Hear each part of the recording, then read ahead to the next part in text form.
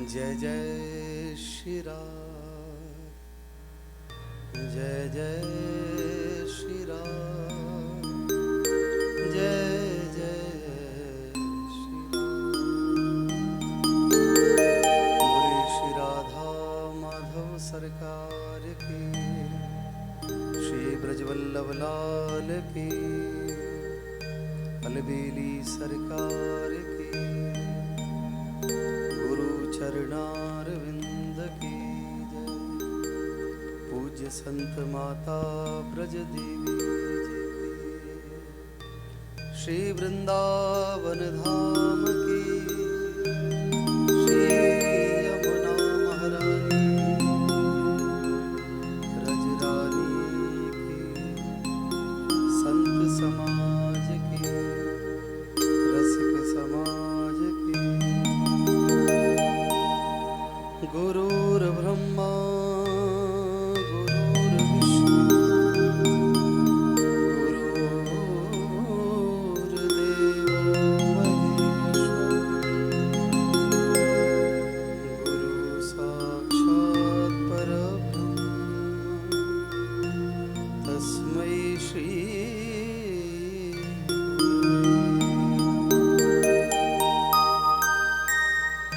वंशी करानवनीरदाभा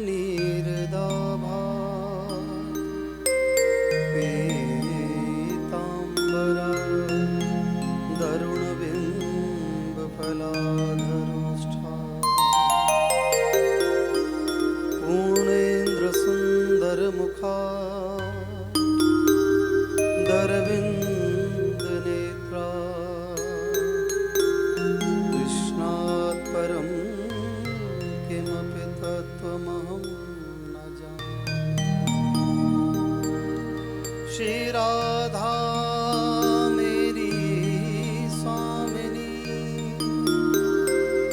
मैं राधे तेरो दास, जन्म जन्म मोहि दीजिए श्री ब्रज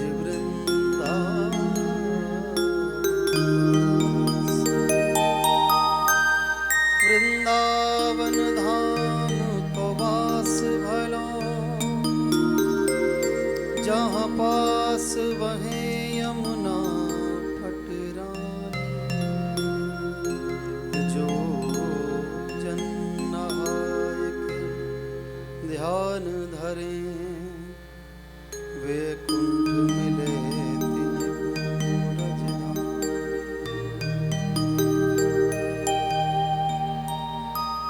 भक्तमाल भगवान की जय जय श्री राम। तो परम सौभाग्य का विषय है कि आज इस दिव्य प्रांगण में आप और हम सभी बैठकर यहाँ पर एक अद्भुत चर्चा के लिए बैठे हैं। भक्तमाल कथा का एक अपना आनंद है। तो पहले ये जानिए कि भक्तमाल कथा क्या होती है, क्योंकि जब तक हम किसी ग्रंथ के विषय में कोई जानकारी नहीं रखते तब तक उसके प्रति हमें हमारा भाव नहीं बनता, वो आनंद नहीं आता, रस नहीं आता। और जब जान लेते हैं तो जानने से प्रेम बनता है। तो जितने भी हमारे धर्म ग्रंथ हैं, श्रीमद् भागवत जी हो, शिव पुराण हो, गणेश पुराण हो, देवी भागवत हो, या अन्य अन्य जो भी ग्रंथ हमारे हैं, उन सभी ग्रंथों में भगवान की लीलाओं का वर्णन किया गया है। और भक्तमाल एक ऐसा ग्रंथ है जिसमें भगवान की कथाएं नहीं, उसमें भगवान के भक्तों के चरित्र हैं, भगवान के भक्तों की लीलाएं हैं। तो जब हम भगवान के भक्तों के विषय में सुनते हैं, जैसे हम किसी अच्छी चर्चा को सुने किसी व्यक्ति विशेष के बारे में, तो कई बार लोगों का मन करता है कि हमारे साथ भी ऐसा हो। तो भक्तमाल में भक्तों के जब हम चरित्र श्रवण करते हैं तो हमारे मन में भी ये भाव जागृत होता है कि जैसे इस भक्त पर प्रभु ने कृपा की, काश कभी ऐसा भी समय हो कि प्रभु हमारे ऊपर भी ऐसी कृपा करें। तो भक्तमाल कथा में आप ये मान के चलिए कि भक्तमाल कथा का नाम क्यों हुआ भक्तमाल। तो जैसे रुद्राक्ष की माला होती है तो क्या उसे तुलसी की माला कहते हैं कि रुद्राक्ष की कहते हैं? अच्छा, तुलसी की माला हो तो उसे रुद्राक्ष की माला कहते हैं कि तुलसी की कहते हैं? इसी प्रकार से भक्तमाल जो है वो भगवान के एक एक भक्त जो है ना, वो भगवान के लिए मोती के समान है और भगवान ने ही उन भक्तों की ये माला बनाई। तो आप ये मान के चलिए जैसे ये माला हमारे हाथ में है, इसके जितने भी मनका हैं ये भगवान के भक्त हैं। अच्छा, माला में एक सुमेरु होता है। मानिए ये सुमेरु हमारे गुरु हैं, गुरु की कृपा हुई, उनकी कृपा से ये पूरी माला एक धागे में पिरोई गई। और इस मनका के ऊपर भी जो फूल है ये हमारे आराध्य देव हैं। तो आराध्य की कृपा हुई तब हम भक्तों की श्रेणी में शामिल हुए, परंतु जब तक हम गुरु के सानिध्य में नहीं गए तब तक हमको वो सुअवसर प्राप्त नहीं हुआ कि हम इस माला का अंग बन पाए, हम इस माला का हिस्सा बन पाए। तो ये माला जो तैयार हुई, इस माला पर विशेष कृपा किसकी? सबसे पहले जो ऊपर का फूल है, क्या बताया आपको कौन है? आपके आराध्य है। अच्छा, आराध्य हमारे कोई भी हो सकते हैं। जो राम को मानने वाले हैं वो राम उनके आराध्य हैं, तो ऐसा नहीं कि कृष्ण उनके कुछ नहीं है। लेकिन हमारे यहाँ कहा गया है कि एक साधे सब सदे, सब साधे सब जाए। तो इतने हमारे सनातन धर्म इतना विशाल धर्म है कि इससे बड़ा विशाल धर्म कोई और हो नहीं सकता। कितने देवी देवता हैं, कितने सारे आपके पास ऑप्शन हैं। जिसको आप प्रेम कर सकें, जो आपके मन को भाए, वो आपके आराध्य हैं। तो आप पूजा सबकी करते हैं लेकिन आराध्य आपके एक ही रहेंगे। उसके बाद उन आराध्य ने जिन गुरु के ऊपर कृपा की, इसमें भी दो भाव हैं कि एक होते हैं गुरु और दूसरे होते हैं सदगुरु। तो गुरु कौन? गुरु वो होते हैं जिन्हें हम ढूंढने के लिए जाते हैं। गुरु कौन? जिन्हें हम ढूंढने जाते हैं, यानी जिन्हें हम चुनते हैं, ये हमारे गुरु होने चाहिए। लेकिन सदगुरु कौन? सदगुरु को हम नहीं चुनते, सदगुरु हमें चुनते हैं। सदगुरु का प्रवेश जीवन में स्वयं होता है और ये भगवान की व्यवस्था है कि जब प्रभु चाहेंगे तब आपके जीवन में एक सदगुरु का प्रवेश होगा। प्रभु नहीं चाहेंगे तो नहीं होगा। तो इसलिए सदगुरु की जिनको तलाश है तो उनके लिए कहा गया है कि सदगुरु को आप तलाशिए मत, वो स्वयं आपके जीवन में प्रवेश करेंगे। कब करेंगे, कैसे करेंगे, ये ईश्वर जाने। वो जब उनकी कृपा होगी, जिस किसी को प्रेरणा देंगे वो स्वयं आपके जीवन में प्रवेश करेंगे। तब कहीं जाकर सदगुरु की इस माला में परो जाओगे तो आप भी भक्तों की श्रेणी में शामिल होंगे। ये है भक्तमाल। और इस भक्तमाल को श्रवण करने के लिए आप और हम सभी यहाँ एकत्रित हुए।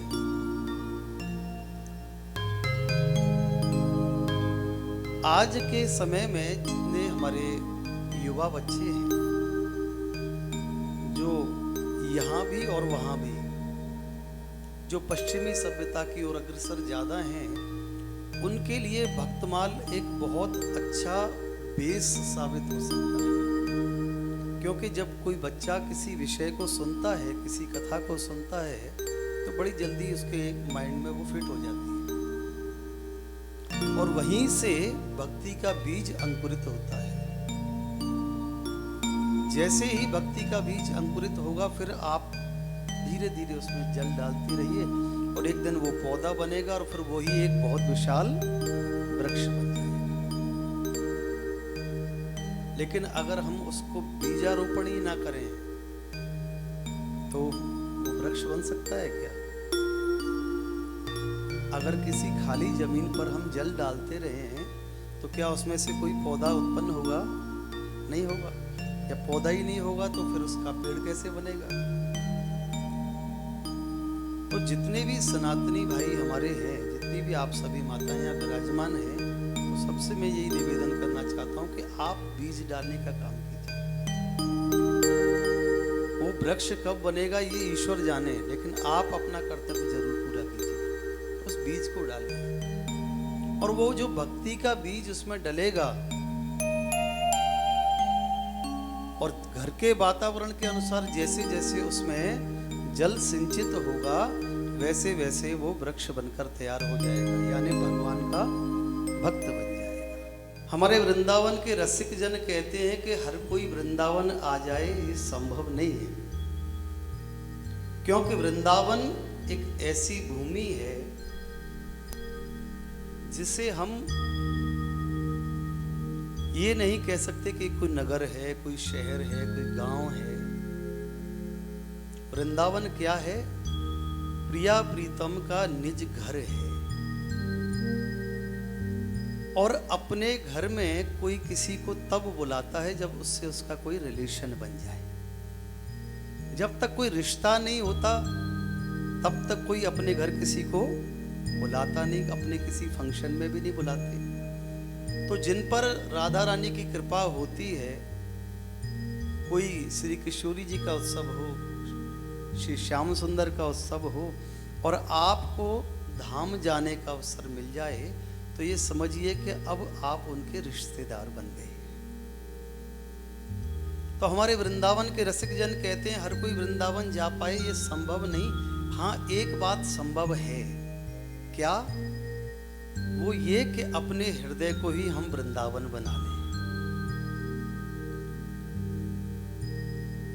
अभी तक हम वृंदावन जाते हैं, लेकिन जिस दिन हमारे भीतर वृंदावन आ जाएगा, बात उस दिन बननी प्रारंभ होगी। हृदय कमल का सिंहासन बने कृष्ण का वृंदावन, ठाकुर मेरा मुरली वाला, मन मेरा ब्रज वाला। ऐसा कब पॉसिबल होगा? जब हम कोई रिश्ता बना लेंगे। लेकिन बड़ी विडंबना है कि जो रिश्ते संसार से हमारे बने हुए हैं, जो कि अस्थाई हैं, परमानेंट नहीं है, उन रिश्तों को निभाने के लिए, उनको जोड़ने के लिए हम बहुत प्रयास करते हैं। पर एक बार कभी आपने ऐसा सोचा कि जिनसे आपका रिश्ता तब भी था जब आप नहीं थे, उनसे आपका रिश्ता अब है जब आप हैं, और उनसे आपका रिश्ता तब भी रहेगा जब आप और हम नहीं होंगे। तो जो हमारे रिश्तेदार पहले भी हैं, अब भी हैं, आगे भी रहने वाले हैं, तो इतना लंबा संबंध कौन निभाता है? आज के समय में कोई है? कोई नहीं। गोस्वामी जी भी कहते हैं ना, स्वार्थ लाग करहीं सब प्रीति, सुर नर मुनि सबकी यह रीति। आज के समय में जिसे हम प्रेम कहते हैं, वो प्रेम शब्द तो बड़ा अच्छा लगता है सुनने में, लेकिन उस प्रेम की अगर परिभाषा समझी जाए तो प्रेम आपसे इस संसार में अगर कोई करता होगा जिसको निस्वार्थ प्रेम कहते हैं। निस्वार्थ प्रेम, तो निस्वार्थ प्रेम या तो माता पिता कर सकते हैं और या फिर श्री ठाकुर जी कर सकते हैं। जिन्हें हमसे कुछ नहीं चाहिए, आज के समय की भाषा में कहें अनकंडीशनल लव, निस्वार्थ प्रेम जिसमें कोई कामना नहीं है।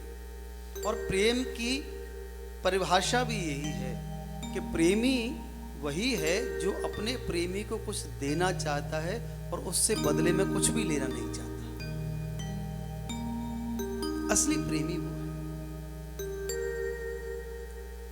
तो ऐसे प्रेमी श्री ठाकुर जी हैं कि जो सब कुछ दे रहे हैं। आप उनका भजन करो तो भी दे रहे हैं, ना करो तो भी दे रहे हैं। लेकिन आप अगर ये चाहते हैं कि ठाकुर जी, देखो हम सब तो ठाकुर जी से प्रेम करते हैं, पूरी दुनिया करती है, लेकिन विशेषता तब है जब ठाकुर जी हमसे प्रेम करें। हमारे तो ठाकुर जी हैं ही, लेकिन विशेषता तब ये है कि वो हमें अपना समझें। तो ऐसा कब होगा जब हमारे भीतर से जितनी भी कामना है ना वो सब नष्ट हो जाए और एक ऐसा रिश्ता हो ठाकुर जी के साथ जिसमें कोई टर्म्स कंडीशन ना हो, कोई डिमांड ना हो, और जीवन भर हम यही रॉन्ग नंबर डायल करते रहते हैं। ठाकुर जी के मंदिर में जाएंगे, हमें ये दे दो, हमें ये दे दो, ये दे दो, ये दे दो। स्वार्थ का प्रेम। एक भजन चला था ना पीछे, मां मुरादें पूरी कर दे। अब पहले मुराद पूरी होगी तब हलवा मिलेगा, नहीं तो नहीं मिलेगा। स्वार्थ है कि नहीं? प्रेम कहाँ है? कहीं भी नहीं। तो हम भी ठाकुर जी के सामने जाते हैं कि हमारा ये काम कर दो, हम भोग लगाएंगे। अरे तुम्हारे भूखे भूखे बैठे ठाकुर जी, तो तुम्हारा काम कर दें, उनकी इच्छा होगी तो करेंगे। लेकिन हाँ, अगर हम अपनी कोई भी बात एक निवेदन के रूप में प्रभु के श्री चरणों में रखते हैं, वो अवश्य स्वीकार हो सकती है। जो पूरी दुनिया को चला रहा है वो भी बड़े मजे लेता है, बड़ा आनंद लेता है कि देखो ये मुझे चलाने के लिए आया। कि आप ऐसा ऐसा काम करोगे तो हम आपका भोग लगाएंगे। अब हम जैसे ना जाने कितने हैं ठाकुर जी का जो रोज भोग लगाते हैं। और हमारे वृंदावन के ठाकुर जी तो वैसे ही चटोकरा है महाराज, रोज नई नई मिठाइयाँ खामें, नए नए पकवान खामें, तो नया क्या खिलाया जाएगा। तो सीधी सी बात यह है कि आपके पास उनको देने के लिए कुछ है तो अच्छा, और अगर नहीं है तो भी कोई बात नहीं। लेकिन आप अगर उनके साथ कोई संबंध बना लेते हैं, कोई रिश्ता बना लेते हैं, तो ये दुनिया किसी भी रिश्ते को, किसी संबंध को निभाने के लिए कैपेबल नहीं है, सिर्फ ठाकुर जी के सिवा, जो हर स्थिति में, हर परिस्थिति में आपके साथ है। लेकिन कब? जब आप उनके साथ कोई रिश्ता बना लेते हैं। कितने लोग यहाँ ऐसे हैं जिनके घर में लड्डू गोपाल हैं? हाथ उठा के बताओ। अच्छा, कितने लोग ऐसे हैं जिन्होंने अपने लड्डू गोपाल के अलग से कुछ नाम रखे हुए हैं? देखो सिर्फ दो हैं हमारे, एक पीछे वो। क्यों? क्योंकि जब आप उनका कोई नाम रखते हैं तो कोई संबंध बनता है, और किसी का नाम लेके जब बोलते हैं तो एक लगाव उत्पन्न होता है। आप किसी से बोलिए आप कैसे हैं, तो ये बड़ा दूरी वाला शब्द हो गया, आप कैसे हैं। और जब कुछ दिन बाद उस नए व्यक्ति से किसी की घनिष्ठता हो जाती है, तो घनिष्ठता होने के बाद में वो क्या कहता है? तुम कैसे हो? तो आपसे तुम पर आ गया। और कुछ दिन बाद क्या होता है? और भाई तू कैसा है? तो जहां तू शब्द आया ना, वो शब्द एक अपनेपन और अधिकार का शब्द है। तू कहकर कोई किसी से तब बात करेगा जब बिल्कुल एकीकरण हो जाएगा, एक हो जाएंगे, दोनों का संबंध बहुत प्रगाढ़ हो जाएगा, तब वो बात बनती। तो जब तक आप तक बात है तब तक बड़ी दूरी बनी हुई है। तो इसलिए ठाकुर जी से संबंध बनाना है तो नजदीकी का संबंध बनाना है। एक बड़ी सुंदर घटना है, श्रीधाम बरसाना में एक व्यापारी थे जिनकी एक पसारी की दुकान थी, करियाने की दुकान थी। तो रोज अपनी दुकान पर बैठते थे, लेकिन उनका चेहरा बड़ा उदास रहता था। तो आस पड़ोस के जो दुकानदार थे उन्होंने उनसे पूछा कि भाई तुम्हारी दुकान तो खूब चलती है, जब दुकान खोलते हो तब से लेकर और शाम तक तुम्हारी दुकान पर ग्राहकों की लाइन लगी रहती है, फिर तुम्हारा चेहरा उदास क्यों रहता है? प्रेम से कहो राधे राधे। राधे राधे तो देखो बोलना पड़ेगा आपको, जोर से कहो राधे राधे।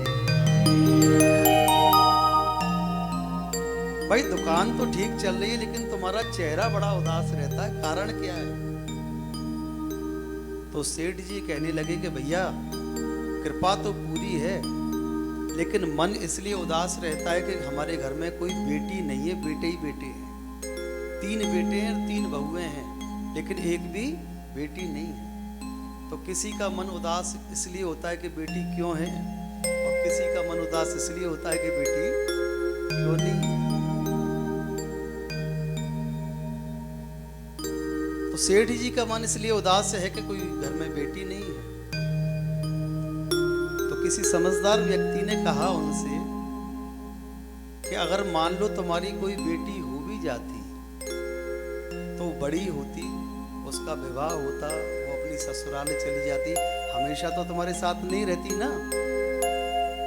इससे अच्छा अगर तुम्हें बेटी बनानी है तो श्री राधा रानी को अपनी बेटी बना। जब राधा रानी को अपनी बेटी बना लोगे तो ये तुम्हें छोड़कर कहीं भी जाने वाली नहीं, ये हमेशा तुम्हारे पास रहेगी, हमेशा तुम्हारे साथ रहेगी। अब तो उनको बात जच गई, कहने लगे अपने सहयोगी से,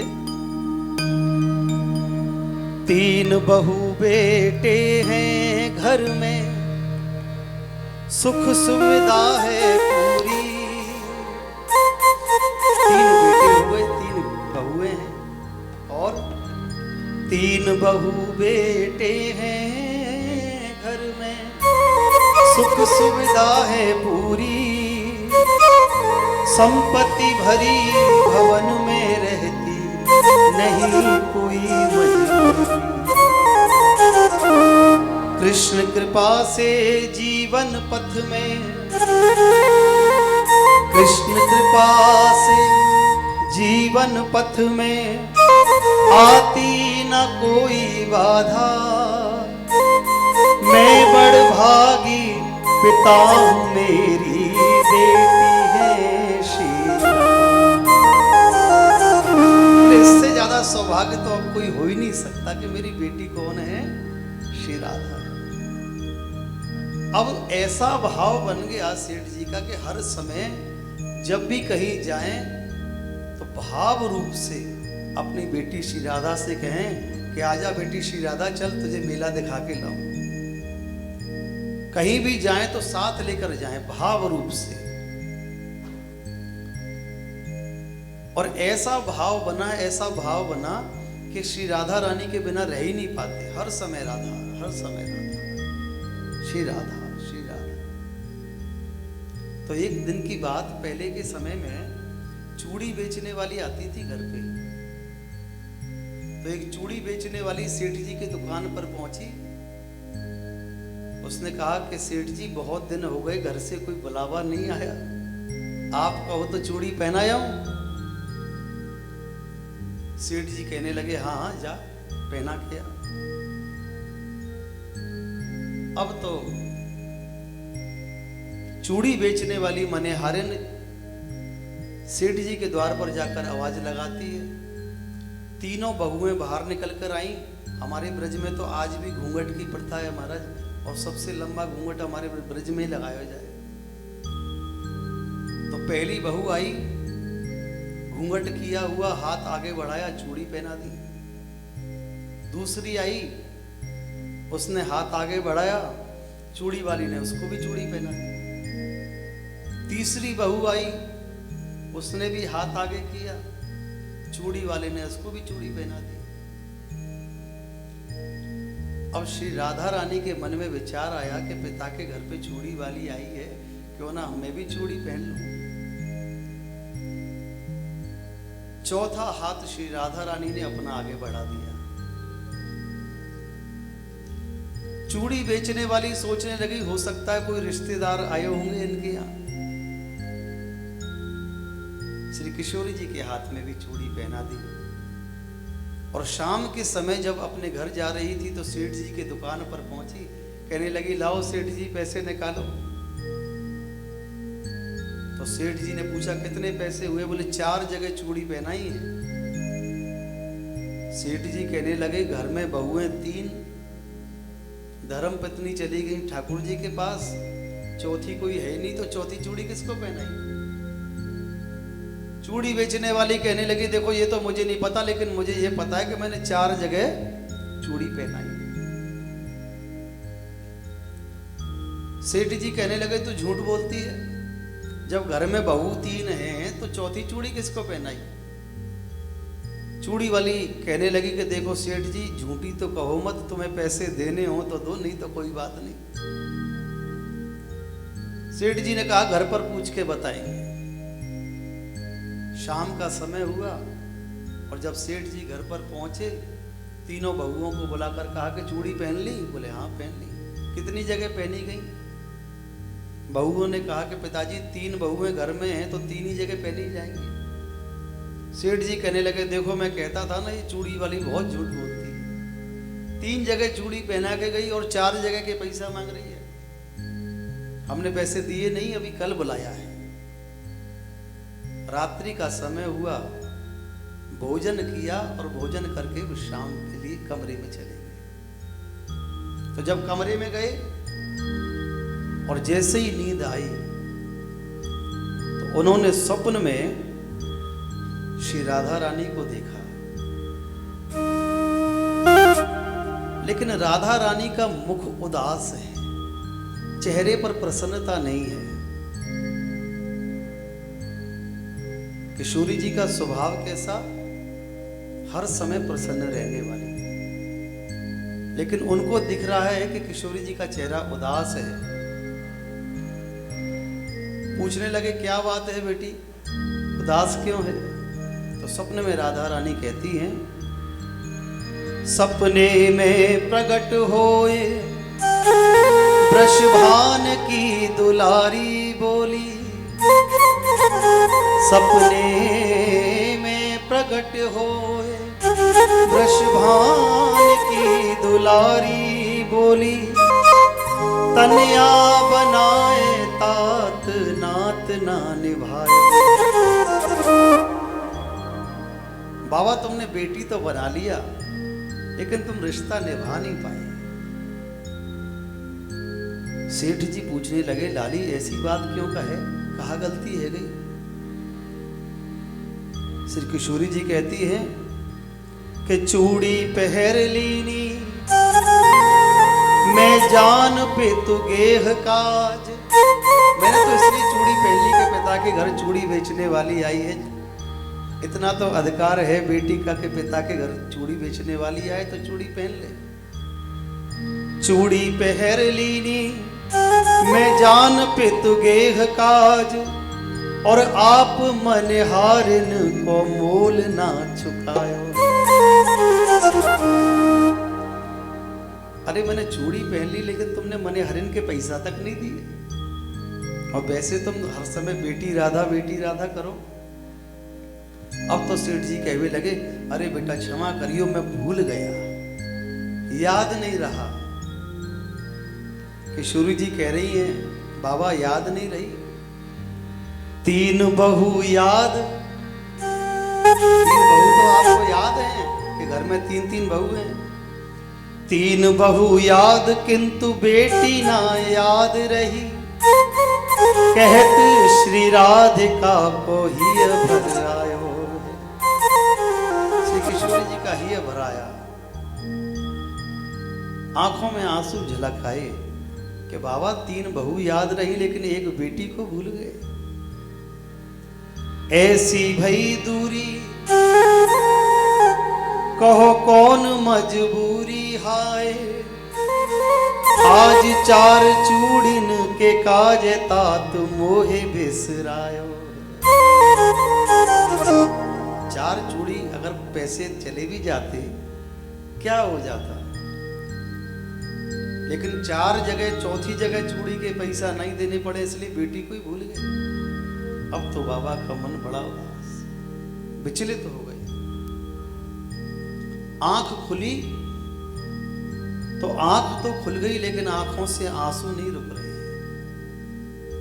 जल्दी जल्दी कपड़ा पहने, जेब में पैसा रखे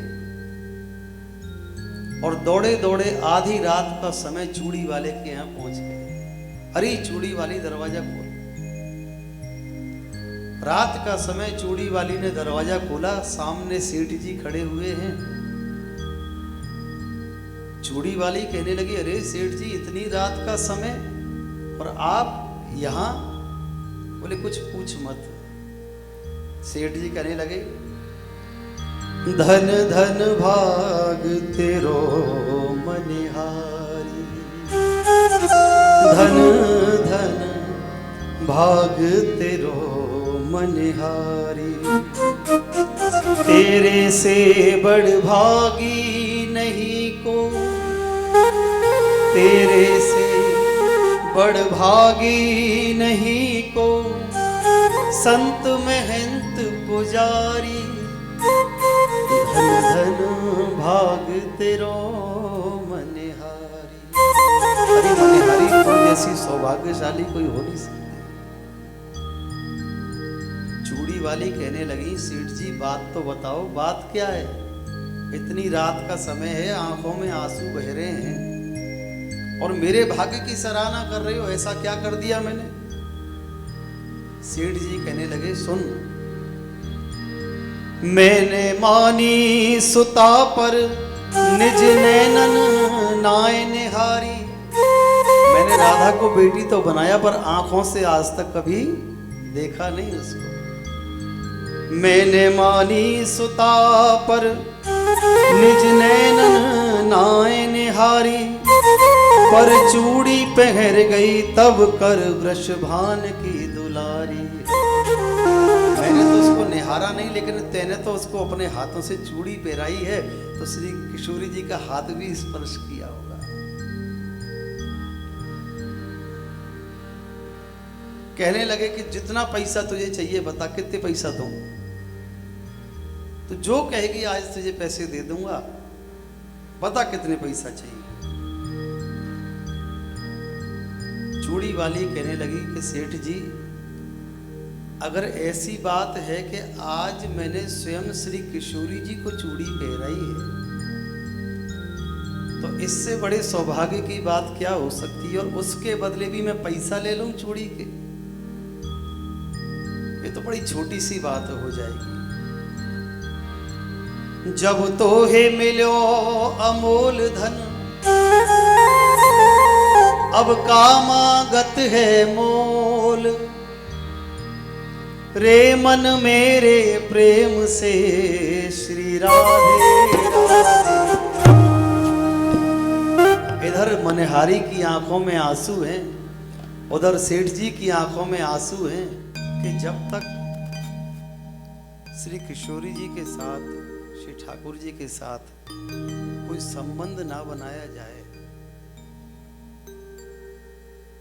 तब तक कृपा की याचना करना भी व्यर्थ है। अब बात ये आती है कि आप और हम इस संसार में ऐसे फंसे हुए जीव हैं, कोई नौकरी में व्यस्त, कोई बिजनेस में व्यस्त,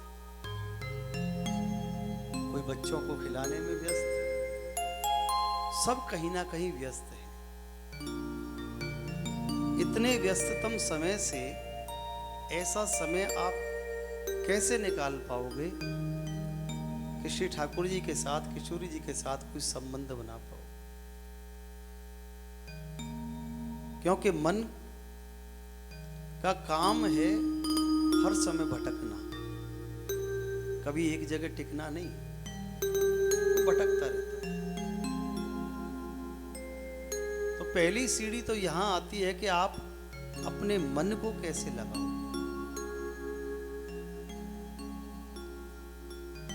और मन लगाने के लिए चिंतन की आवश्यकता है। जितना आपका भजन बढ़ता जाएगा उतना आपका मन एकाग्र होता जाएगा। लेकिन भजन करने की बात है, सिर्फ माला फेरने की बात नहीं है।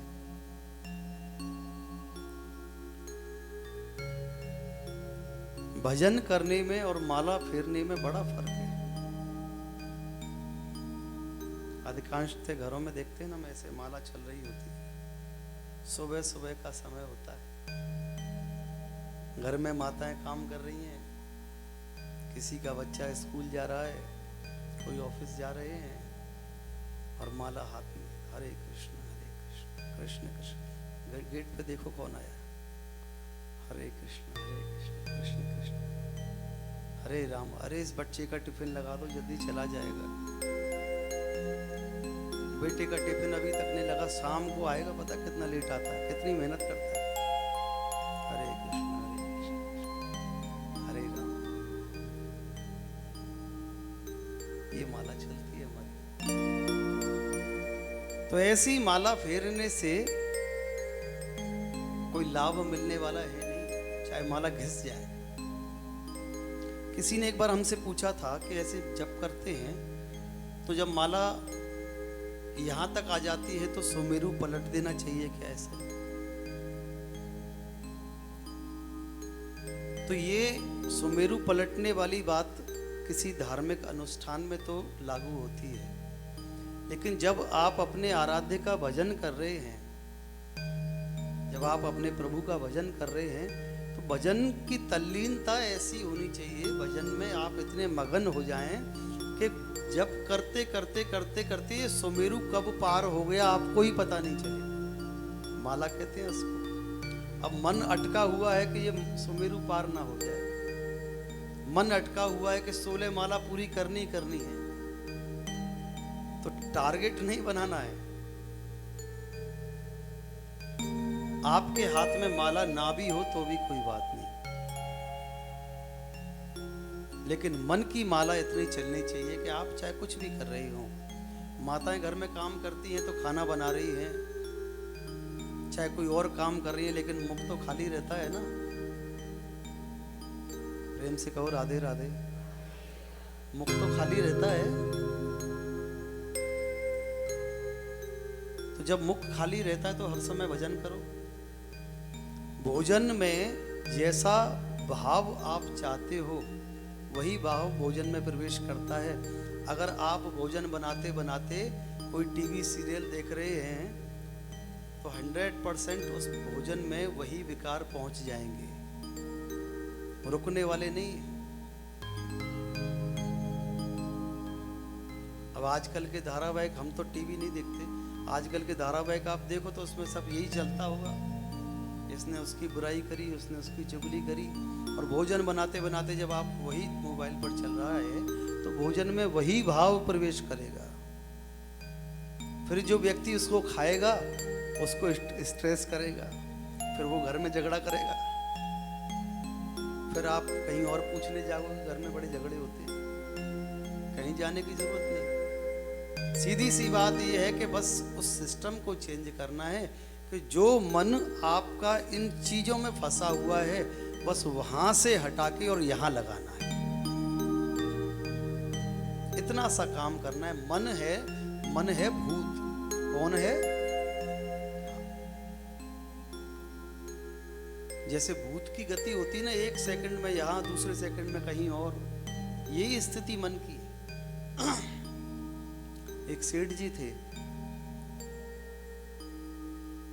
तो वो बड़े परेशान रहते थे, बड़े चिंतित रहते थे। तो एक दिन रास्ते में कोई भूत मिल गया उनको, पूछने लगा, सेठ जी क्या बात है, बड़े उदास हो? कहने लगे काम धंधा थोड़ा ढीला है। तो तो भूत ने कहा कि चलो मैं चलता हूं आपके साथ, आपके काम को दोगुना कर दूंगा, फुर्सत नहीं मिलेगी आपको, लेकिन मेरी एक शर्त है।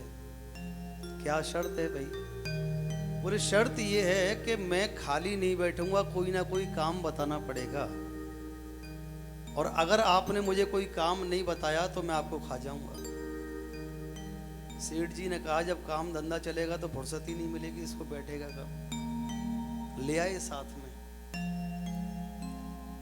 अब इंसानों के काम करने की गति अलग है, भूतों की गति अलग। कोई भी सेठ जी काम बताएं तो भूत जाए और एक अगले सेकंड में उस काम को करके वापस आ जाए, बोला बताओ जी दूसरा काम करने जाए, 2-4 मिनट के बाद आ जाए, लाओ जी तीसरा काम। अब सेठ जी को चिंता होने लगी कि इसको ले तो आए, लेकिन जिस दिन काम नहीं बताया उस दिन काम तमाम कर देगा। तो भोजन पानी छूट गए महाराज चिंता में। किसी ने पूछ लिया सेठ जी क्या चक्कर है, बड़े दुबले होते जा रहे हो? तो सारी बात बता दी सेठ जी ने कि ऐसे ऐसे समस्या में फंस गए हैं, एक भूत पीछे लगा है, छुटकारा नहीं मिल रहा उससे। वो बड़ा समझदार व्यक्ति था, उसने कहा ये तो छोटी सी बात है, इससे पीछा छुड़ाना तो बहुत आसान काम। क्या किया जाए? बोले अपनी फैक्ट्री में एक बड़ा सा खंबा लगवाओ लोहे का। बोले फिर क्या होगा? बोले लगवाओ तो सही। तो खंबा लगवा दिया। अब जैसे ही भूत कोई काम करके आए और दूसरा काम मांगे, तो जैसा जैसा उसने समझाया था वैसा वैसा सेठ जी करने लगे। भूत आया किसी काम को करके, हाँ जी बताओ दूसरा काम। तो सेठ जी ने कहा कि जब तक दूसरा काम नहीं आए, जब तक इस खंबे पे ऊपर चढ़ना है, फिर नीचे उतरना है, मैं यही काम करना है, ऊपर नीचे नीचे ऊपर। सारी चिंता दूर हो गई सेठ जी की। टंगा हुआ है ऊपर से नीचे, नीचे से ऊपर, कोई काम आएगा तो बता देंगे। कहने का अभिप्राय क्या है कि ये मन है, भूत है, इसको हर समय कोई ना कोई विचार चाहिए, खाली नहीं बैठता, कुछ ना कुछ सोचता रहता है। जैसे ही आंख खुलेगी विचार चालू हो जाएंगे, और जब तक नहीं सोएंगे तब तक ये विचार चलते रहेंगे। तो इन विचारों से अगर मुक्त होना है तो मन को श्री ठाकुर जी के चरणों में लगाना पड़ेगा। मन इनके चरणों में लग जाए, विश्वास इनके चरणों में हो जाए, तो फिर कोई भी चीज ऐसी नहीं, कोई बात ऐसी नहीं जो ना बन सकती हो। और दूसरी बात मैं आपको बताऊं कि विश्वास फलदायकम, विश्वास ही फल देने वाला होता है।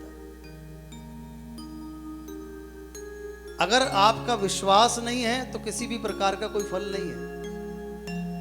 कोई संसार का देवता, कोई संसार का भगवान आपको कोई फल देने वाला नहीं है, अगर आपका विश्वास कमजोर है। और विश्वास करने के लिए जब तक आप उसको जानने का प्रयास नहीं करेंगे, और जानने के लिए सबसे बड़ा संसार में अगर कोई साधन है तो इस सत्संग है।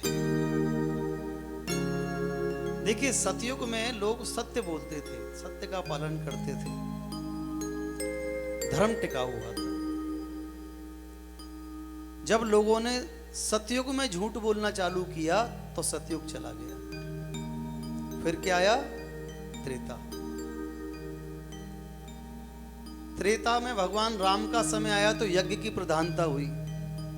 भगवान राम का भी प्राकट्य यज्ञ से जो खीर प्राप्त हुई उससे हुआ।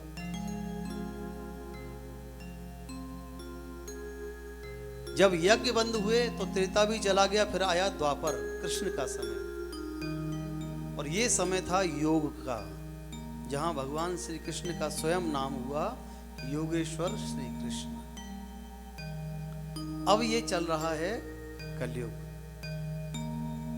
तो एक सीधी सी बात आपको बड़े सरल शब्दों में समझा रहा हूं। आप किसी ऐसे देश में जाएं जहां की लैंग्वेज बिल्कुल अलग हो, तो या तो आपको वहां की भाषा आती होगी तो ही आप किसी से बात कर पाओगे, नहीं तो वो क्या बोल रहा है ना आपके पल्ले पड़ना, ना आप बोल रहे हो तो उसके पल्ले पड़ना। और जैसे ही हम किसी देश में जाते हैं, जैसे हम यहाँ आए आपके यहाँ, तो जैसे ही इंडिया से यहाँ फ्लाइट से उतरे तो यहाँ उतरते ही क्या हुआ कि यहाँ के कायदे कानून नियम अब सब हमारे ऊपर लागू हो गए जब तक हम यहाँ रहेंगे, और जिस दिन यहाँ से अपने देश चले जाएंगे तो वहाँ के लागू हो जाएंगे। तो हम किसके क्षेत्र में हैं? कलयुग का क्षेत्र है। और कलयुग के इस क्षेत्र में ना पुण्य काम आने वाला है, ना यज्ञ काम आने वाला है, ना योग काम आने वाला है। कलयुग में सिर्फ एक चरण बचा हुआ है धर्म का, जो है दान।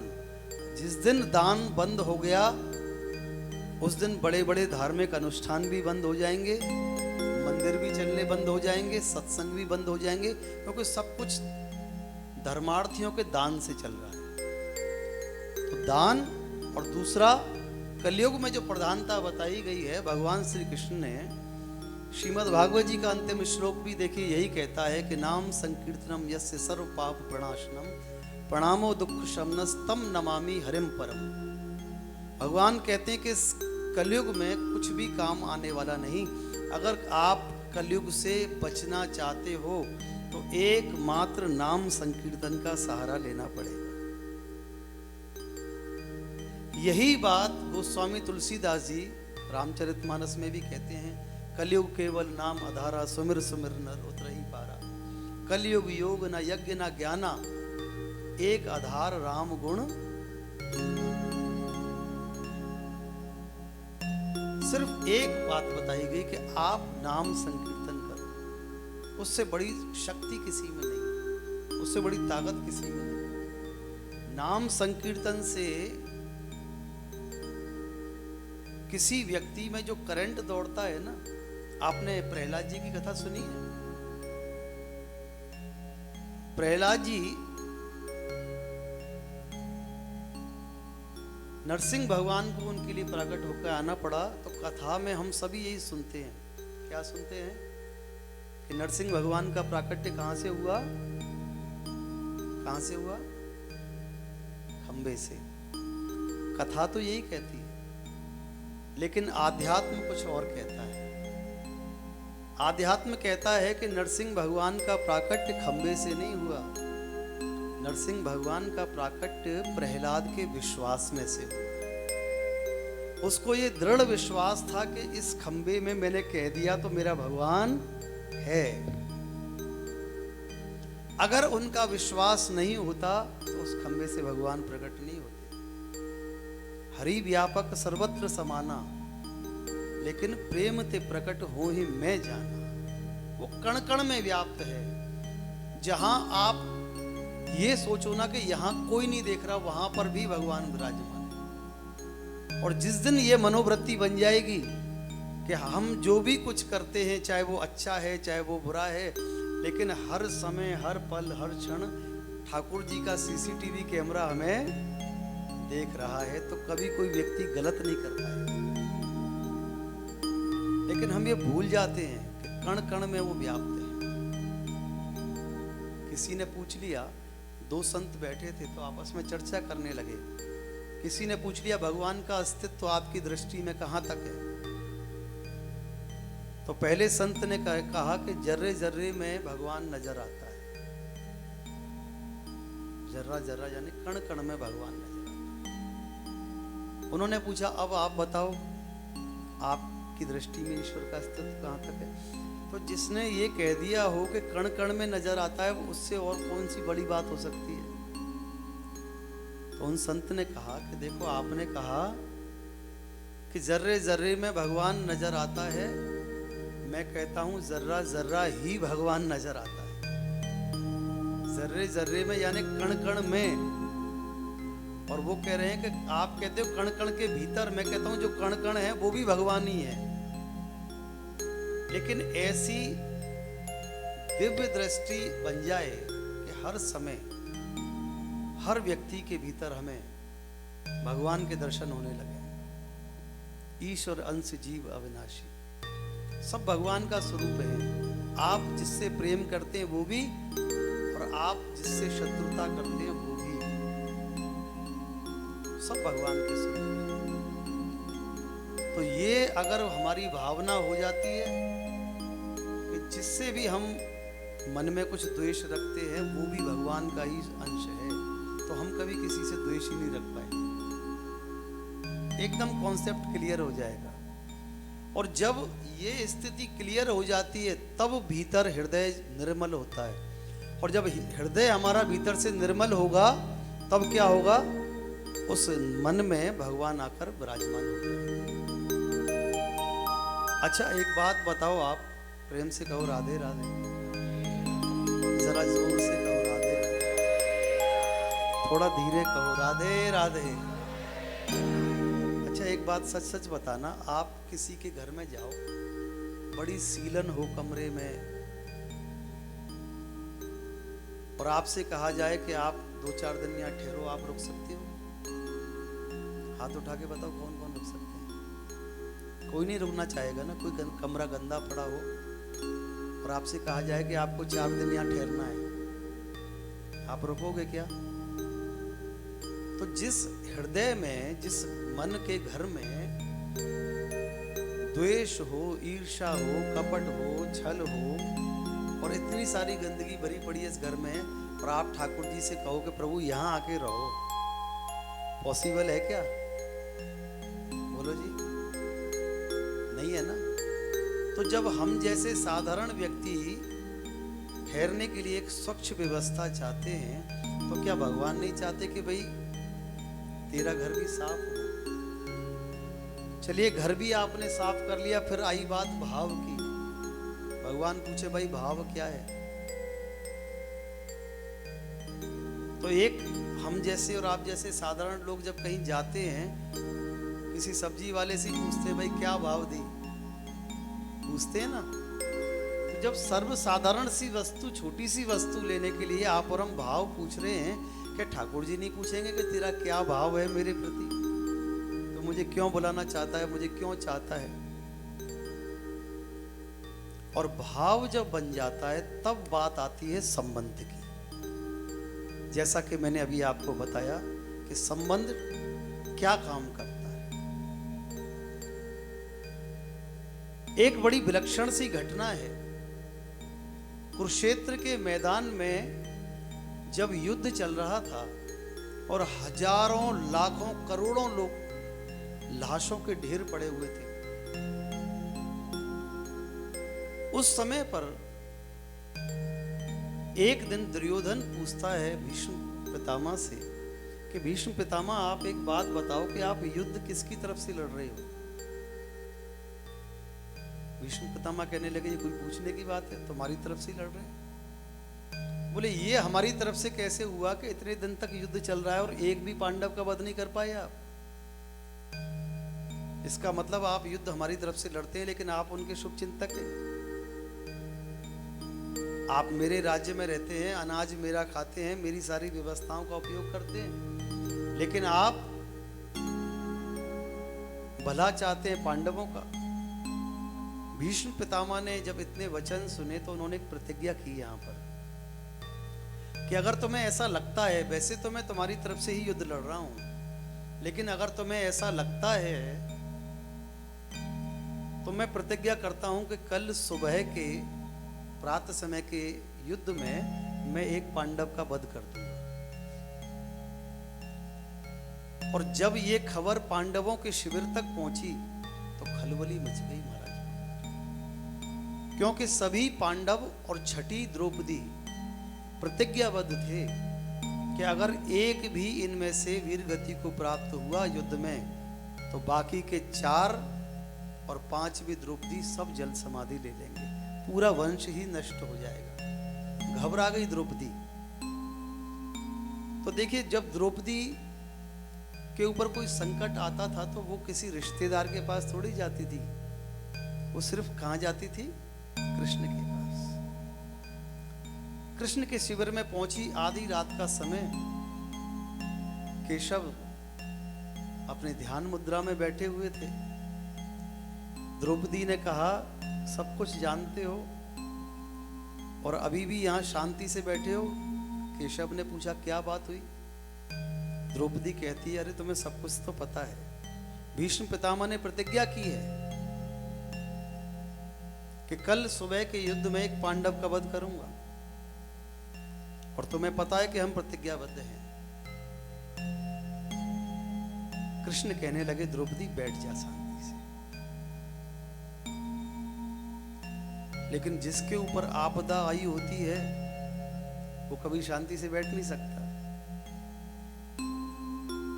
कृष्ण ने कहा अच्छा एक बात बता, तेरे पास कोई सुंदर सी साड़ी है क्या, अच्छी सी बढ़िया गोटे किनारी वाली?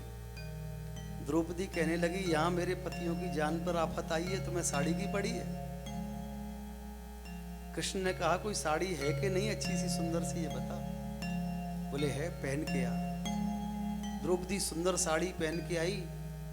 कृष्ण ने कहा कि हाथों में मेहंदी लगा ले, सुंदर सुंदर, सिंदूर से मांग भर ले।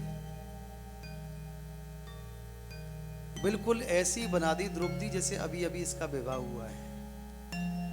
कहने लगी चल मेरे साथ। और कृष्ण द्रौपदी को लेकर पहुंच गए भीष्म पितामह जिस शिविर में ठहरे हुए थे। कृष्ण ने कहा कि द्रौपदी ये तेरी जूतियां हैं ना, इनको उतार दे। भीष्म पितामह पैरों की आहट से समझ जाते थे कि कौन है। द्रौपदी ने जूतियां उतारी तो कृष्ण ने अपना पीतांबर लिया और द्रौपदी की जूतियां अपने पीतांबर में ऐसे लपेट ली और अपनी बगल में लगा ली ऐसे। अब आप मन में ये विचार करके देखो कि आप प्रभु से कितना छोटा काम करवा सकते हो। जो अपने भक्त के जूते भी उठाने के लिए तैयार है प्रेम के वशीभूत होकर, इससे बड़ी और कौन सी बात हो सकती है। भीष्म पितामह ने कहा कि देख, कृष्ण कहने लगे कि देख भीतर भीष्म पितामह बैठे हुए हैं, अगर जाए तो पैरों को हाथ नहीं लगाना, क्या करना, मत्था टेक के प्रणाम करना है। कैसे? मत्था आज की तरह नहीं, पहले लोग दोनों हाथों से पैर छूते थे, फिर थोड़ा समय बदला तो एक हाथ से छूने लगे, अब एक हाथ से दोनों घुटने छूने लगे हैं। कई कई जगह तो हमने देखा कि बस दूर से ऐसे हाथ कर देते हैं। कुछ समय बाद ऐसा भी समय आएगा कि लोग सीधे माथे पर ही हाथ रखेंगे।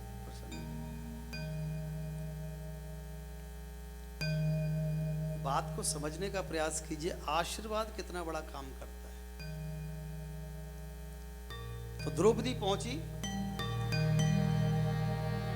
कृपा की ना होती जो आदत तुम्हारी, तो सुनी ही रहती अदालत तुम्हारी। श्री ठाकुर जी किसी भक्त पर कृपा करें, और अगर नहीं भी करते तो किशोरी जी श्री ठाकुर जी से कहकर करवा देती है। इसीलिए कहीं और अप्रोच लगाने की जरूरत नहीं। अगर कोई ठाकुर जी बात ना सुन रही हो तो श्री किशोरी जी से निवेदन कर दो एक बार। हमारे यहाँ बल्लभ कुल में नाथ द्वारा, आपने सुना होगा, श्रीनाथ जी यहाँ विराजमान है राजस्थान में। तो नाथ द्वारा में जब दोपहर का समय होता है ना, तो जब ठाकुर जी के पट बंद होते हैं, शयन होता है, तो उस समय पर ठाकुर जी के लिए छोटी छोटी गैया और एक छड़ी, ये सब सामग्री रखी जाती है और ठाकुर जी से पर्दा लगाकर निवेदन किया जाता है कि प्रभु आपने दोपहर का भोग लगा लिया, अब चाहो तो आप गैया चराने के लिए चले जाओ, और अगर आपको श्रम हो गया हो, आप थक गए हो, तो आप विश्राम करो। तो ठाकुर जी की इच्छा होती है तो गैया चराने के लिए चले जाते हैं, थके हुए होते हैं तो विश्राम करते हैं। तो उस एक समय की बात है कि ठाकुर जी को बड़ा श्रम हुआ, तो उन्होंने सोचा कि अब आराम किया जाए। तो सेज लगी हुई है, तो जहां श्री ठाकुर जी शयन करते हैं उसी सैया पर श्री किशोरी जी श्री श्याम सुंदर के साथ शयन करती है। तो कई बार शयन करते करते श्री किशोरी जी को ऐसा लगता था जैसे श्याम सुंदर बीच में से उठ के कहीं चले जाते हैं। और जब उनकी आंख खुलती थी तो देखती थी कि अरे श्याम सुंदर तो है ही नहीं। अब ऐसा कई कई बार जब होने लगा तो श्री किशोरी जी सोचने लगी कि एक ना एक दिन इनको पकड़ना पड़ेगा, ये जाते कहाँ हैं, किससे मिलने के लिए जाते हैं दोपहर।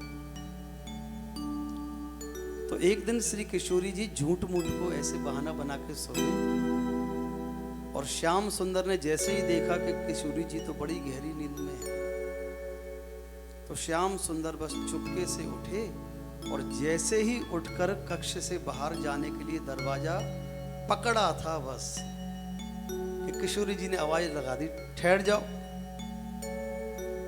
अब तो श्याम सुंदर ने पीछे मुड़ के जब देखा तो किशोरी जी बैठी हुई हैं। श्याम सुंदर कहने लगे, अरे किशोरी जी आप तो सो गई थी, जग कैसे गई। श्री किशोरी जी ने कहा, आज हम नहीं सोए थे। तो फिर वो ये क्या था। बोले, ये तो बस ऐसे ही बहाना करके सोए हुए थे। क्यों। तो श्री किशोरी जी पूछती हैं, श्याम सुंदर ये बताओ कि आप रोज यहाँ विश्राम करते हो और जैसे ही मैं सोती हूँ आप उठ के चले जाते हो, किससे मिलने के लिए जाते हो। ठाकुर जी ने कहा, अरे नाय नाय किशोरी जी, यहाँ हमारा ना एक सेवक है, हमारा एक भगत है, उससे मिलने के लिए जाते हैं। आप एक काम करो, आप विश्राम करो, हम बस अभी गए और थोड़ी देर में अभी वापस आए। श्री किशोरी जी कहने लगी कि नहीं नहीं, आज आप हमें अपने साथ लेकर चलो। ऐसा कौन सा भगत है जिसके लिए आप हमें भी छोड़कर चले जाते हो, उससे तो मिलना पड़ेगा।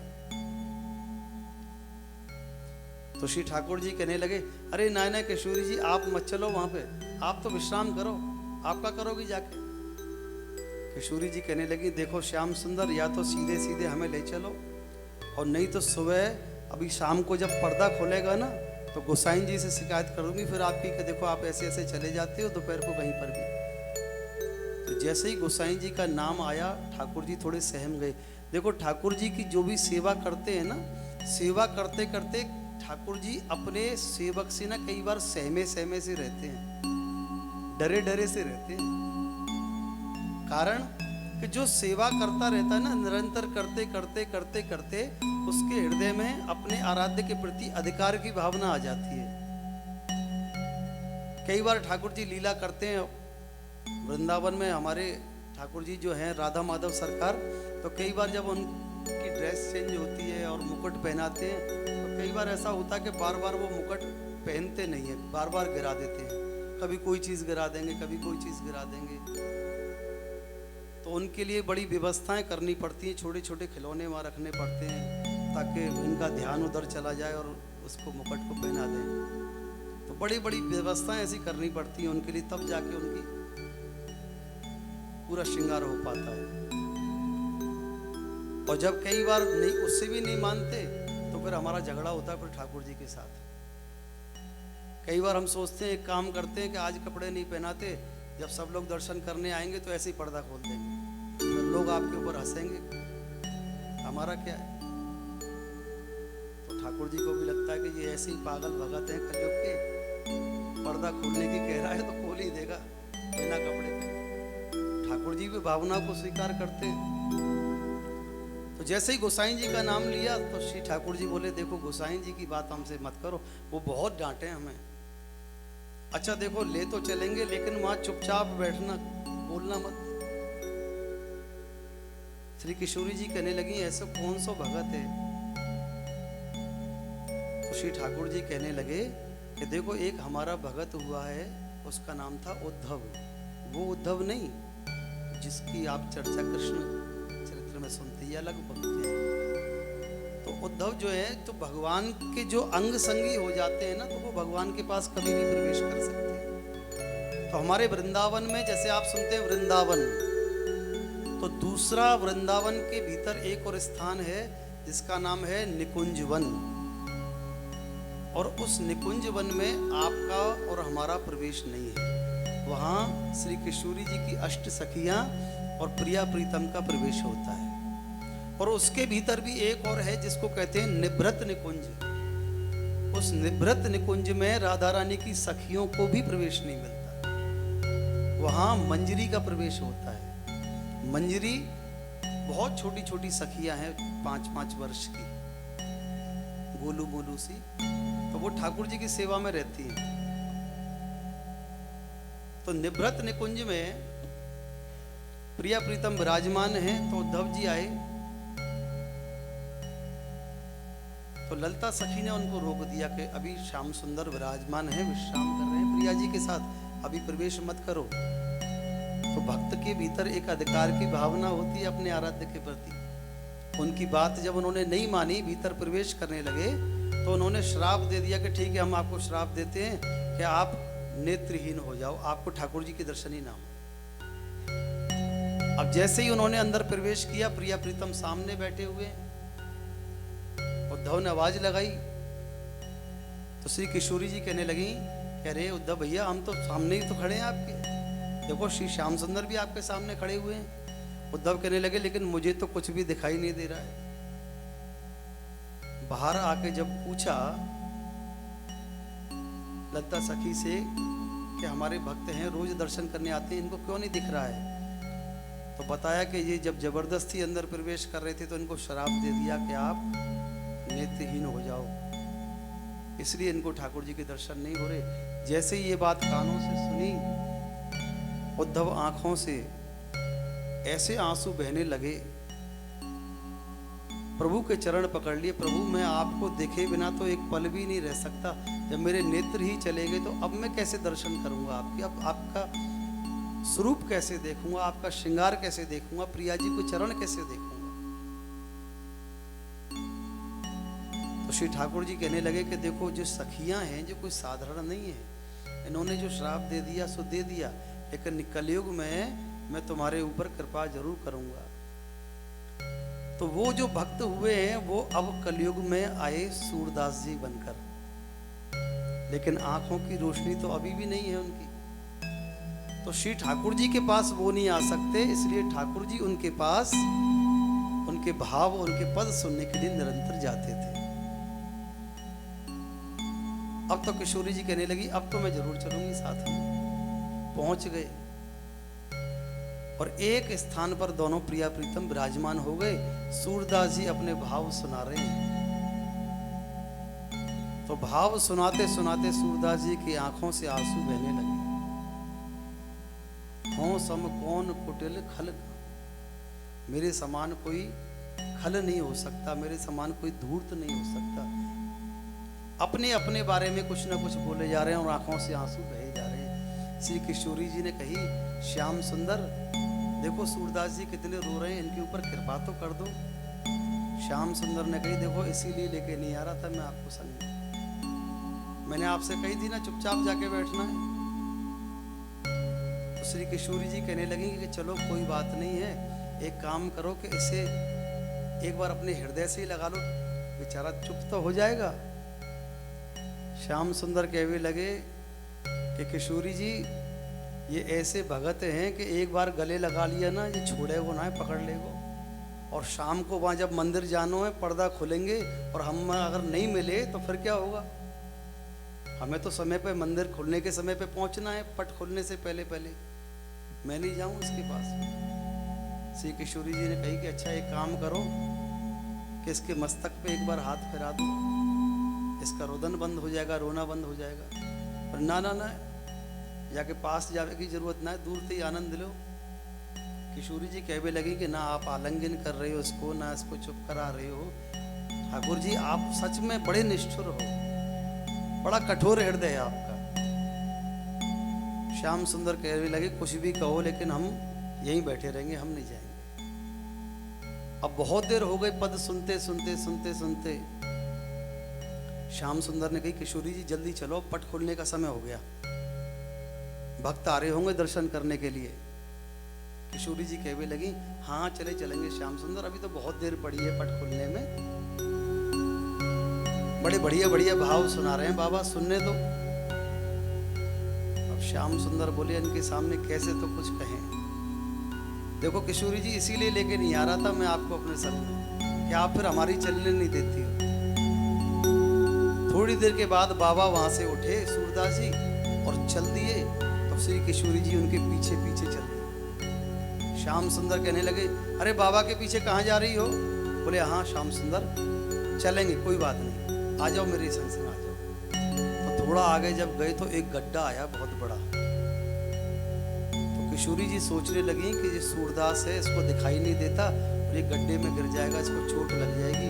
तो किशोरी जी इसको बचाने के लिए जैसी दौड़ी तो श्याम सुंदर ने हाथ पकड़ लिया। किशोरी जी माँ मत जाओ, ये बाबा जी की तुम्हें पता होना है, ये पकड़ लेगो पर छोड़ेगो ना। किशोरी जी ने कही कि श्याम सुंदर देखो तो सही कितना बड़ा गड्ढा है, सूरदास जी गड्ढे में गिर जाएंगे। बोले जो कछु होए होने दो, जो भी कुछ होगा अच्छा के लिए होगा, बुरे के लिए कभी कुछ नहीं होगा। और देखते देखते सूरदास उस गड्ढे में गिर पड़े। अब तो किशोरी जी कहने लगी कि श्याम सुंदर वाकई में आप बड़े निष्ठुर हो। श्याम सुंदर कहने लगे, अब जल्दी से देखो, एक काम करो, जल्दी चलो यहाँ से, क्योंकि बाबा गिर हुआ कुआं में। अब ये आवाज लगाएगा, शोर मचाएगा तो लोग इसको बचाने के लिए आएंगे, और किसी ने अगर हमें यहाँ पे पहचान लिया तो भागना मुश्किल पड़ जाएगा, चलो जल्दी चलो। किशोरी जी कहने लगी, चाहे कुछ भी हो जाए, चाहे कोई भी आ जाए, लेकिन यह बाबा जी है, पहले गड्ढा में से निकालो।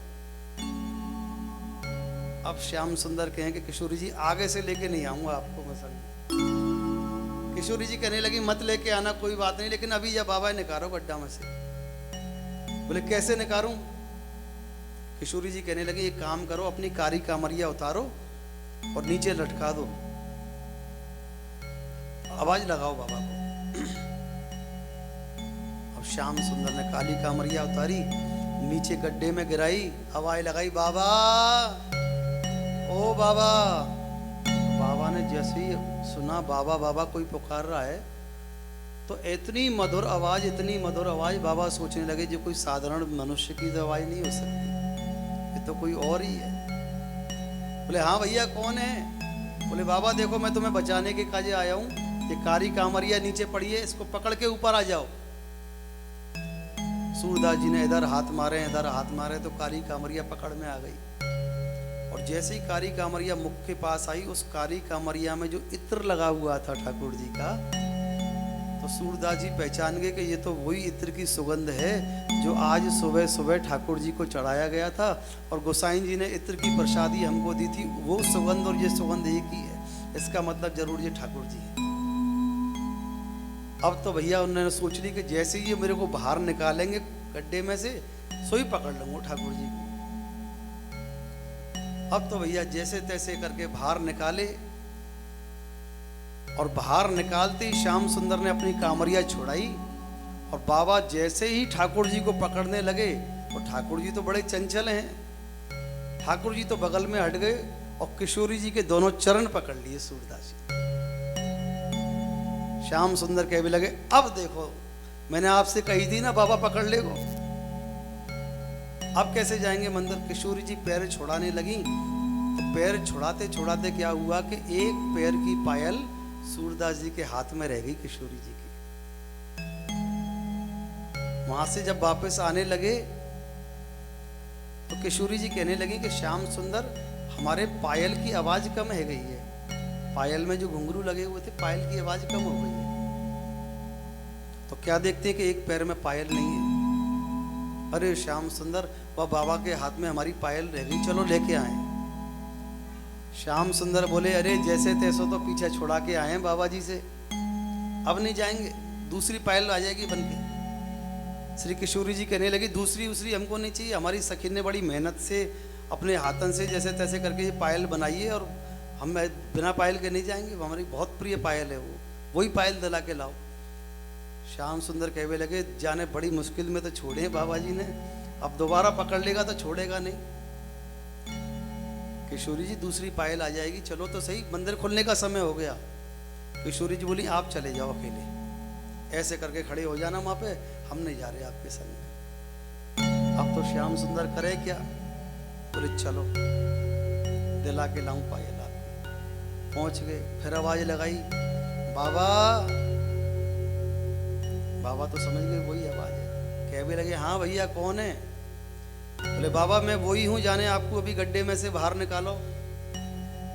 अच्छा भैया बताओ कहाँ काम है? बोले देखो मेरे साथ जो एक मेरी सखी आई ना, बाकी एक पैर की पायल आपके पास रह गई है, वाय दे दो। ठाकुर जी कहने लगे कि हमें कैसे पता चलेगा कि भैया तुम ही थे वो और तुम्हारी पायल है। अभी हम तुम्हें पकड़ा दें और थोड़ी देर बाद कोई और आके कहे कि हमारी पायल रह गई, तो हम उसको कहाँ से देंगे पायल? तो एक काम करो, क्या बोले, हमारे हाथों पे उनके चरण रखो जिनकी पायल है, हम चेक करेंगे अपने हाथन से। तो किशोरी जी ने एक चरण श्री सूरदास जी के हाथ पे रखा, उन्होंने चरण को ऐसे हाथ मले और देखा कि हाँ पायल है। बोले हाँ इस पैर में तो है पायल, दूसरा पैर दिखाओ।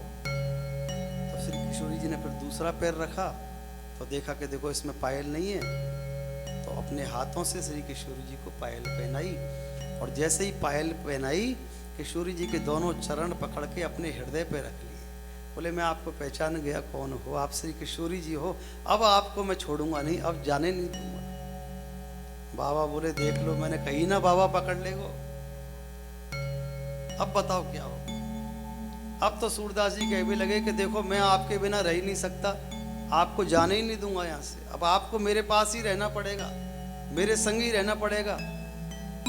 और अगर मुझे यहाँ पे संग नहीं रखो तो अपने संग ले चलो कहीं पर भी, पर आपके बिना मैं नहीं रहूंगा। बोले क्या किया जाए? श्री किशोरी जी ने कही कि बाबा पे कृपा करके दर्शन दे दो बाबा। तो श्याम सुंदर ने बाबा की आंखों पर जब अपनी दोनों हथेली रखी, तो हथेली जैसे ही रखी और हटाई तो बाबा क्या देखते हैं कि दोनों प्रिया प्रीतम उनके समक्ष खड़े हुए दर्शन दे रहे हैं। बोलो भक्त और भगवान की। सूरदास जी की आंखों से आंसू बहने लगे। बोले प्रभु कितना तरसा हूं आपके दर्शन करने के लिए, मेरा जीवन धन्य हो गया। ठाकुर जी कहने लगे जीवन धन्य है वो, अब तो जान दे हमें यहाँ दे, मंदिर खुलने को समय है। सूरदास जी कहने लगे प्रभु कृपा कर दो मेरे ऊपर बस। ठाकुर जी बोले अब यहाँ से बड़ी कौन सी कृपा हुए, तो कुछ दर्शन दे दिए, सबसे बड़ी कृपा तो यही है, और क्या चाहिए। तो आप सोचो सूरदास जी ने क्या मांगा फिर। ठाकुर जी से कहने लगे प्रभु बस एक कृपा और कर दो कि दोबारा मेरी आंखें बंद कर दो, क्योंकि अगर मैंने आपको एक बार देख लिया, अब ये संसार देखने योग्य है नहीं, इस संसार में कुछ अच्छा है नहीं, जो अच्छा दिखता है वो वास्तविकता में अच्छा है नहीं। तो जिसने आपके दर्शन कर लिए हों उसे किसी और के दर्शन करने की आवश्यकता नहीं, बस इतनी कृपा और करो कि मुझे दोबारा अंधा बना दो, ताकि मैं इस संसार में कहीं फंस ना जाऊं, तुम्हारे दर्शन कहीं भूल ना जाऊं, तुम्हारे स्मरण में, तुम्हारे चिंतन में, तुम्हारे मनन में हर समय मैं बैठा रहूं और तुम्हारा निरंतर भजन करता रहूं। श्री ठाकुर जी ने उन पर कृपा करी और जब कृपा हुई भैया, तो दोबारा जब उनके ऊपर कृपा हुई तो वापस से उनकी आंखें चली गई। तो ये भक्त और भगवान की लीलाएं हैं। प्रभु अपने भक्तों के लिए सब कुछ करने को तैयार रहते हैं, लेकिन कब? जब जब भक्त उनको सब कुछ अपना मान लेता है। अभी तक हम संसार को भी पकड़े बैठे हैं और इधर से ठाकुर जी को भी पकड़े बैठे हैं। तो प्रभु प्रेमियों, ठाकुर जी कहते हैं कि देखो जैसे एक कहावत है कि एक म्यान में दो तलवार नहीं रह सकती, तो जीव के मन में या तो मैं रह सकता हूँ या ये संसार रह सकता है, किसी एक को रखना पड़ेगा। तुम सोचो दोनों रह लें तो ये संभव नहीं है। तो एक मन में विचार करके देखिए कि हम लोग संसारिक जीव हैं। जो लोग व्यसन करते हैं, कोई गुटखा तमाकू खाने वाला हो, कोई शराब पीने वाला हो, कोई सिगरेट पीने वाला हो, उससे कहा जाए भैया एक समय ये नहीं करना है तो वो मानता ही नहीं है। तो जब कोई व्यक्ति साधारण से व्यसन नहीं छोड़ सकता जीवन से, उससे कहा जाए कि संसार को छोड़ो, पत्नी छोड़ो, बच्चों को छोड़ो, तो कैसे छोड़ देगा। तो हमारे गुरुदेव कहते थे श्री विनोद अग्रवाल जी कि देखो संसार से आपसे छूटेगा कुछ भी नहीं, ये बात पक्की है, और छोड़ना आपको कुछ है भी नहीं, क्योंकि आप चाहे कितना भी प्रयास कर लो आप छोड़ नहीं पाओगे।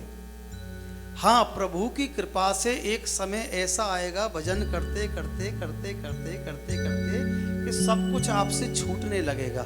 छूटने का मतलब वस्तु आपके पास है लेकिन उसमें आपकी आसक्ति नहीं है। चीजें आपके पास में है लेकिन आपकी उसमें आसक्ति नहीं है। उसी को छोड़ना कहते हैं। वो आपसे होगा नहीं, वो ठाकुर जी आपसे कराएंगे, तो वो आपसे छूट जाएगा। क्योंकि संसार की कोई भी वस्तु ऐसी नहीं है जिसके प्रति इस जीव की आसक्ति कम ना होती हो। सिर्फ आपको एक सिंपल सा एग्जांपल बताता हूँ। नए नए मोबाइल फ़ोन आते रहते हैं बाज़ार में, तो लोगों को क्या लगता है कि ये नया फ़ोन बड़ा अच्छा है। अब उसको नेट पे भी सर्च कर रहे हैं, अलग अलग साइट पे भी सर्च कर रहे हैं, अलग अलग दुकानों पे जाके भी पूछ रहे हैं कि कहाँ मिलेगा। और उतने पैसे मान लो हमारी जेब में ना हो कि हम उस फ़ोन को खरीद सकें, फिर भी हमने जैसे तैसे जुगाड़ करी और उस मोबाइल को ले आए। एक हफ्ता नहीं निकलता, वो कभी सोफे पे पड़ा होता है, तो कभी कहीं पड़ा होता है, तो कभी कहीं पड़ा होता है। यही होता है ना, ऐसा ही होता है ना। क्यों? क्योंकि वो वस्तु आपको प्राप्त हो गई। जो वस्तु जब तक आपको प्राप्त नहीं है तब तक उसकी वैल्यू है, और जिस दिन वो वस्तु आपको प्राप्त हो जाती है उसकी वैल्यू डाउन होती चली जाती है। इसीलिए ठाकुर जी कहते हैं कि तू मेरा भजन कर, चिंतन कर, पर मेरी भाव ये मत रख कि मैं तुझे दर्शन दूं। क्योंकि आज अगर मैंने तुझे दर्शन दे भी दिए तो कल से तू मंदिर आना ही बंद कर देगा। बोले अब तो हो गए दर्शन, अब क्या जरूरत पड़ी है मंदिर जाने की। तो भाव वो बना रहे, चिंतन वो बना रहे। हमारे वृंदावन के रसिक तो ये भी कहते हैं कि हम क्यों ठाकुर जी से कहें कि हमें दर्शन दो। हम जैसे साधारण जीव के लिए वो अपने बैकुंठ से चलकर आए, उनको कष्ट सहन करना पड़े हमको दर्शन देने के लिए? ना ना ना ठाकुर जी, आप जहाँ विराजमान हो वहीं रहो, हमें आपका दर्शन नहीं करना। क्योंकि आपका दर्शन करने के बाद आप परमानेंट तो हमारे पास नहीं रहोगे। आप तो बहुत बिजी मैन हो, कहीं ना कहीं आपका भ्रमण चलता रहता, किसी ना किसी पे कृपा बरसानी होती है, तो आप हमेशा तो मेरे पास नहीं बैठोगे।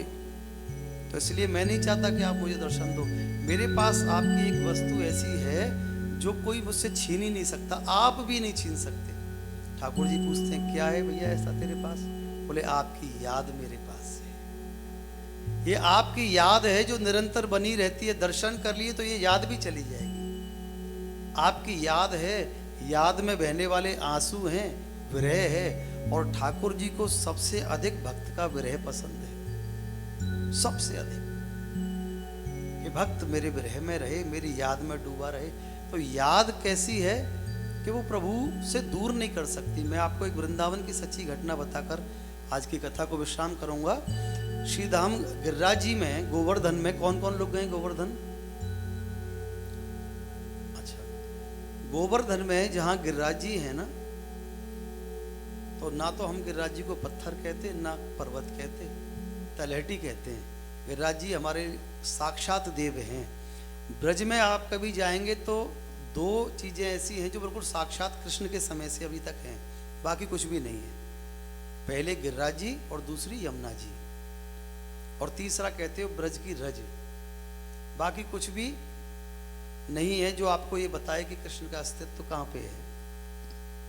तो सीधी सी बात क्या है कि गिरिराज जी में एक संत रहते हैं, वो 24 घंटे में कम से कम 18 घंटे भगवान के लिए रोते हैं। हम जब भी उनके पास गए तो उनके कमरे से चिल्लाने की आवाज़ें आ रही होती हैं, आंसू बह रहे होते हैं। दर्शन करने के लिए जाते हैं और उनसे पूछते भी हैं कि महाराज कोई आज्ञा हो तो बताओ। तो कहते हैं एक ही आज्ञा है, अब मत आना। बोले तुम लोग आते हो तो मेरे भजन में विक्षेप होता है। तो आप सोच के देखिए कि 18 घंटे कोई कैसे ठाकुर जी की याद में रो सकता है। तो हमने किसी संत से पूछा कि ये इतना क्यों रोते हैं? ठाकुर जी नहीं मिले इसलिए? बोले ना ना ना। तो फिर बोले ठाकुर जी तो इनको दर्शन देकर चले गए हैं, अब ये उनके बिना रह नहीं पाते, उनकी याद में हर समय रोते रहते हैं। 18 घंटे हमने अपनी आंखों से देखा है। ब्रज में बहुत ऐसे संत हैं। तो याद ठाकुर जी भी नहीं छीन पा रहे ना उनसे।